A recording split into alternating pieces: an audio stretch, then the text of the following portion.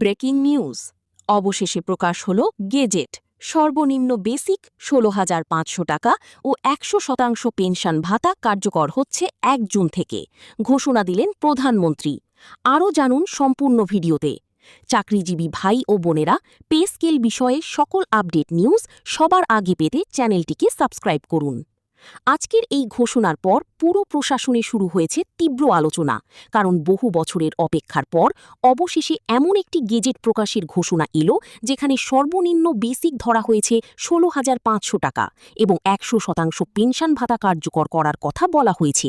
সবচেয়ে বড় বিষয় হল এটি আগামী ১ জুন থেকে কার্যকর করা হবে বলে জানানো হয়েছে। যমুনায় প্রধানমন্ত্রী সহ মন্ত্রিপরিষদের ১০ জন সচিবের উপস্থিতিতে হওয়া বৈঠকের পর এই ঘোষণা সামনে আসতেই সরকারি চাকরিজীবী থেকে শুরু করে অবসরপ্রাপ্ত পেনশনারদের মধ্যে তৈরি হয়েছে নতুন উত্তেজনা। দীর্ঘদিন ধরে কর্মচারীরা একটাই কথা বলে আসছিলেন, বর্তমান বাজারে পুরনো বেতনে টিকে থাকা অসম্ভব। চাল, ডাল, তেল, গ্যাস, চিকিৎসা, ভাড়া সবকিছুর দাম যেভাবে বেড়েছে তাতে সংসার চালানো কঠিন হয়ে পড়েছিল। অনেক কর্মচারী মাস শেষ হওয়ার আগেই ঋণে ডুবে যাচ্ছিলেন। অবশেষে সেই ক্ষোভ আর চাপের মুখেই সরকার বড় সিদ্ধান্ত নিতে বাধ্য হয়েছে বলে মনে করছেন অনেকে। সবচেয়ে বেশি আলোচনা হচ্ছে সর্বনিম্ন বেসিক ১৬,৫০০ টাকা নিয়ে, কারণ আগে যে কর্মচারী ৮,০০০ বা ৯,০০০ টাকার বেসিকে চাকরি করতেন তিনি এখন প্রায় দ্বিগুণ বেতন কাঠামোর মধ্যে চলে আসবেন। শুধু বেসিক না, এর সাথে বাড়বে বাড়ি ভাড়া, চিকিৎসা ভাতা, উৎসব ভাতা এবং অন্যান্য সুযোগ সুবিধা। ফলে একজন নিম্ন গ্রেডের কর্মচারীর মোট আয় আগের তুলনায় অনেক বেশি হয়ে যেতে পারে। এখন যদি হিসাব করা হয় তাহলে বিষয়টা আরও পরিষ্কার হবে। ধরা যাক একজন কর্মচারীর পুরনো বেসিক ছিল ৮,৮০০ টাকা। নতুন কাঠামোতে তার বেসিক দাঁড়াবে ১৬,৫০০ টাকা।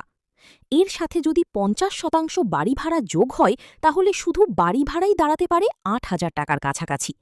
চিকিৎসা ভাতা এবং অন্যান্য সুবিধা যোগ করলে মোট মাসিক আয় ২৭ থেকে ৩০,০০০ টাকার মধ্যেও চলে যেতে পারে। শুধু চাকরিজীবীরাই না, সবচেয়ে বড় স্বস্তি আসতে পারে পেনশনারদের জীবনে, কারণ ১০০% পেনশন ভাতার ঘোষণা ইতোমধ্যেই আলোচনার কেন্দ্রবিন্দুতে চলে এসেছে। একজন অবসরপ্রাপ্ত কর্মকর্তা যিনি আগে ১২,০০০ টাকা পেনশন পেতেন তিনি এখন প্রায় ২৪,০০০ টাকার সুবিধা পেতে পারেন। আবার যিনি ১৫,০০০ টাকা পেতেন তার পরিমাণ ৩০,০০০ টাকার কাছাকাছি পৌঁছাতে পারে। এখন প্রশ্ন উঠছে, সরকার কেন হঠাৎ এমন সিদ্ধান্ত নিল? কারণ বহু বছর ধরে দাবি উঠলেও কোনো বড় অগ্রগতি দেখা যায়নি। কিন্তু এবার পরিস্থিতি ভিন্ন।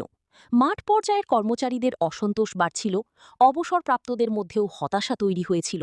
অনেকেই চিকিৎসার খরচ চালাতে পারছিলেন না, আবার অনেকেই সংসারের নিত্য প্রয়োজনীয় খরচ মেটাতেই হিমশিম খাচ্ছিলেন। সেই চাপ এখন সরাসরি সরকারের ওপর এসে পড়েছে বলে মনে করছেন অনেকেই। সবচেয়ে গুরুত্বপূর্ণ বিষয় হল যমুনার বৈঠকে একসাথে ১০ জন সচিবের উপস্থিতি। এটা সাধারণ কোনো বৈঠক ছিল না, কারণ এত উচ্চ পর্যায়ের কর্মকর্তারা একসাথে বসেন তখনই যখন বড় ধরনের সিদ্ধান্ত চূড়ান্ত পর্যায়ে পৌঁছে যায়। যার কারণে অনেকে মনে করছেন এই গেজেট শুধু ঘোষণা না, এটা বাস্তবায়নের দিকেও দ্রুত এগিয়ে যাচ্ছে। কিন্তু এখন সবচেয়ে বড় প্রশ্ন হচ্ছে, এই সিদ্ধান্ত বাস্তবে কার্যকর হলে সাধারণ কর্মচারীদের জীবনে কতটা পরিবর্তন আসবে? কারণ শুধু কাগজে কলমে বেতন বাড়লেই সব সমস্যার সমাধান হয় না। বাস্তব জীবনে মানুষ তখনই স্বস্তি পায় যখন মাস শেষে হাতে কিছু টাকা অবশিষ্ট থাকে। আর এবার ঠিক সেই আশাতেই বুক বাঁধছেন লাখো সরকারি কর্মচারী ও পেনশনার। বর্তমানে বাজার পরিস্থিতি এমন জায়গায় পৌঁছেছে যেখানে মধ্যবিত্ত পরিবারের জন্য সংসার চালানোই কঠিন হয়ে দাঁড়িয়েছে। সন্তানের পড়াশোনা, বাড়ি ভাড়া, চিকিৎসা, যাতায়াত সবকিছু মিলিয়ে ব্যয় আগের তুলনায় কয়েক গুণ বেড়ে গেছে। তাই নতুন এই বেতন কাঠামো কার্যকর হলে অনেক পরিবারের আর্থিক চাপ কিছুটা হলেও কমতে পারে বলে ধারণা করা হচ্ছে। বিশেষ করে নিম্ন গ্রেডের কর্মচারীরা সবচেয়ে বেশি সুবিধা পেতে পারেন, কারণ তাদের আয়ের বড় অংশই এতদিন নিত্য প্রয়োজনীয় খরচে শেষ হয়ে যেত। এখন যদি নতুন বেতন কাঠামো অনুযায়ী ভাতাগুলোও বৃদ্ধি পায় তাহলে তাদের জীবনযাত্রার মান আগের তুলনায় কিছুটা উন্নত হতে পারে।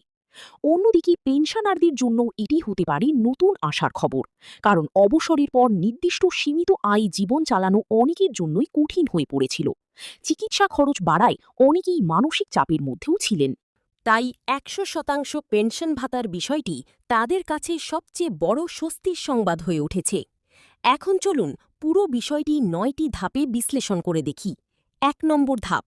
সবচেয়ে বড় আলোচনা এখন সর্বনিম্ন বেসিক ১৬,৫০০ টাকা নিয়ে। কারণ দীর্ঘদিন ধরে নিম্ন গ্রেডের কর্মচারীরা অভিযোগ করে আসছিলেন যে বর্তমান বাজারে পুরনো বেতন দিয়ে সংসার চালানো কার্যত অসম্ভব হয়ে পড়েছে। আগে যারা ৮,০০০ বা ৯,০০০ টাকার বেসিকে চাকরি করতেন তাদের অনেকেই মাস শেষ হওয়ার আগেই আর্থিক সংকটে পড়ে যেতেন। এখন নতুন এই কাঠামো কার্যকর হলে তাদের মূল বেতনের পরিমাণ প্রায় দ্বিগুণের কাছাকাছি পৌঁছে যেতে পারে, যার ফলে সংসারের নিত্য প্রয়োজনীয় খরচ সামাল দেওয়া আগের তুলনায় কিছুটা সহজ হতে পারে বলে ধারণা করা হচ্ছে। ২ নম্বর ধাপ। শুধু মূল বেতন বাড়লেই বিষয় শেষ নয়, এর সাথে আরও বড় একটি বিষয় জড়িত রয়েছে। কারণ বেসিক বাড়ার সাথে সাথে বাড়তে পারে বাড়ি ভাড়া ভাতা, চিকিৎসা ভাতা, উৎসব ভাতা এবং অন্যান্য সরকারি সুযোগ সুবিধা। আগে একজন কর্মচারী যে পরিমাণ ভাতা পেতেন, নতুন কাঠামো কার্যকর হলে সেই পরিমাণ আরও অনেক বেড়ে যেতে পারে। ফলে মাস শেষে হাতে থাকা মোট টাকার পরিমাণ আগের তুলনায় উল্লেখযোগ্যভাবে বৃদ্ধি পাওয়ার সম্ভাবনা রয়েছে। ৩ নম্বর ধাপ। বর্তমানে বাজার পরিস্থিতি এমন জায়গায় পৌঁছেছে যেখানে মধ্যবিত্ত ও নিম্ন আয়ের সরকারি কর্মচারীদের জন্য সংসার চালানো অত্যন্ত কঠিন হয়ে পড়েছে।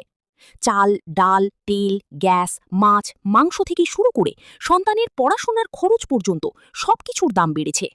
এমন পরিস্থিতিতে নতুন বেতন কাঠামো কার্যকর হলে অনেক পরিবার হয়তো দীর্ঘদিন পর কিছুটা স্বস্তির নিঃশ্বাস ফেলতে পারবে, কারণ আয় বাড়লে অন্তত নিত্য প্রয়োজনীয় ব্যয় সামলানো সহজ হতে পারে। ৪ নম্বর ধাপ। সবচেয়ে বেশি স্বস্তির খবর এসেছে পেনশনারদের জন্য, কারণ ১০০% পেনশন ভাতার বিষয়টি এখন সবচেয়ে বেশি আলোচনায় রয়েছে। দীর্ঘদিন ধরে অবসরপ্রাপ্ত অনেক কর্মকর্তা অভিযোগ করে আসছিলেন যে বর্তমান পেনশন দিয়ে চিকিৎসা খরচ চালানোই কঠিন হয়ে যাচ্ছে। অনেকেই নিয়মিত ওষুধ কিনতে গিয়ে হিমশিম খাচ্ছিলেন। এখন যদি সত্যি ১০০% পেনশন ভাতা কার্যকর হয়, তাহলে সেটি লাখো পেনশনার পরিবারের জন্য বিশাল স্বস্তির কারণ হয়ে দাঁড়াতে পারে। ৫ নম্বর ধাপ। ধরা যাক একজন অবসরপ্রাপ্ত কর্মকর্তা আগে ১২,০০০ টাকা পেনশন পেতেন। নতুন সিদ্ধান্ত কার্যকর হলে সেই পরিমাণ প্রায় ২৪,০০০ টাকায় পৌঁছে যেতে পারে। আবার যিনি ১৫,০০০ টাকা পেতেন তার সুবিধা ৩০,০০০ টাকার কাছাকাছি পৌঁছাতে পারে। ফলে চিকিৎসা, সংসার খরচ এবং দৈনন্দিন ব্যয় সামলানো আগের তুলনায় অনেক সহজ হতে পারে বলে মনে করছেন অনেকেই। ৬ নম্বর ধাপ। এই ঘোষণার পেছনে সবচেয়ে গুরুত্বপূর্ণ বিষয় হিসেবে দেখা হচ্ছে যমুনায় অনুষ্ঠিত উচ্চ পর্যায়ের বৈঠককে, কারণ সেখানে প্রধানমন্ত্রীর উপস্থিতির পাশাপাশি একসাথে ১০ জন সচিব উপস্থিত ছিলেন। সাধারণত এত উচ্চ পর্যায়ের কর্মকর্তারা তখনই একসাথে বসেন যখন কোনো বড় সিদ্ধান্ত চূড়ান্ত পর্যায়ে পৌঁছে যায়। তাই অনেকে মনে করছেন এই সিদ্ধান্ত শুধু আলোচনার মধ্যেই সীমাবদ্ধ থাকবে না, বরং বাস্তবায়নের দিকেও দ্রুত এগিয়ে যেতে পারে। ৭ নম্বর ধাপ। অনেক বিশ্লেষক মনে করছেন মাঠ পর্যায়ের কর্মচারীদের দীর্ঘদিনের অসন্তোষ এবং পেনশনারদের চাপ থেকেই সরকার অবশেষে বড় সিদ্ধান্ত নিতে বাধ্য হয়েছে। কারণ দীর্ঘদিন ধরে বিভিন্ন সংগঠন বেতন বৃদ্ধি এবং পেনশন সুবিধা বাড়ানোর দাবি জানিয়ে আসছিল।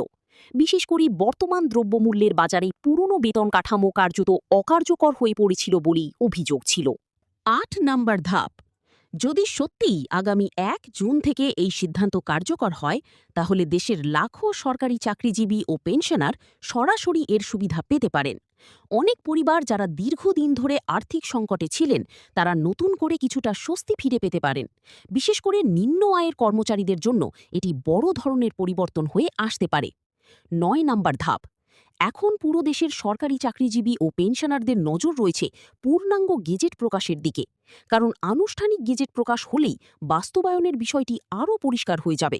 আর যদি সত্যিই দ্রুত এটি কার্যকর হয়, তাহলে এটি হতে পারে সাম্প্রতিক সময়ের সবচেয়ে আলোচিত এবং গুরুত্বপূর্ণ সিদ্ধান্তগুলোর একটি। এখন সবার নজর পূর্ণাঙ্গ গেজেট প্রকাশের দিকে। সেটি নিশ্চিত করবে বাস্তবায়নের চূড়ান্ত প্রক্রিয়া। প্রিয় চাকরিজীবী ভাই বোনদের শেষ পর্যন্ত এটাই প্রত্যাশা, ঘোষণাটা যেন দ্রুত বাস্তবায়ন হয়। দীর্ঘদিন পে স্কেলের আন্দোলনের কষ্টের কিছুটা হলেও সমাধান আসবে। আপনি যদি একজন সরকারি চাকরিজীবী হয়ে থাকেন, আমাদের চ্যানেলটিকে সাবস্ক্রাইব করবেন পে স্কেল বিষয়ে সকল আপডেট নিউজ সবার আগে পেতে।